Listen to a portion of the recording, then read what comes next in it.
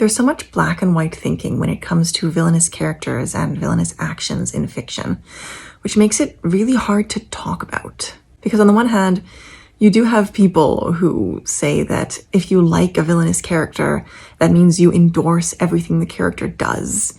And that if the author wrote a villainous character, that means the author endorses all the things that the character does and all the views that the character has. And this is especially true if there is a protagonist who is not perfect, but who is a villain hero or an anti-hero or morally gray, or does any bad things, or even just makes mistakes. There will be people saying all of this stuff about how you shouldn't like that character, etc. And that's of course absurd. But on the other hand, sometimes I want to critique the way that a villainous character is written. And whenever I do that, I have people assuming that I'm doing the first thing, which is really frustrating.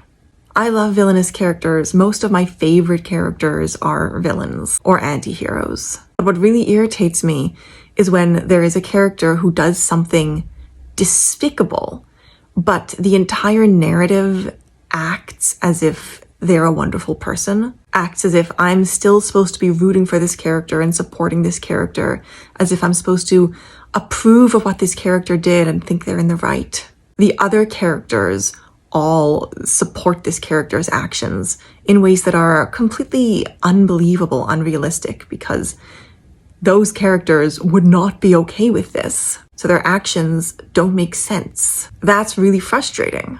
It's also frustrating when fans of a character refuse to acknowledge that that character did anything wrong, try to erase all of the crimes or mistakes that the character made, because they feel like the fact that they like the character means that everything the character did is justified.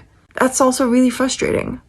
And I want to be able to talk about these things, but it's impossible to do without getting caught up in that rhetoric that I talked about at the beginning of the video, which is that liking a bad character makes you a bad person. Writing a bad character makes you a bad person. It's these two sorts of extremes that just make it really difficult to talk about villainous characters with any kind of nuance. You have to put in so many disclaimers or people are going to wildly misinterpret you.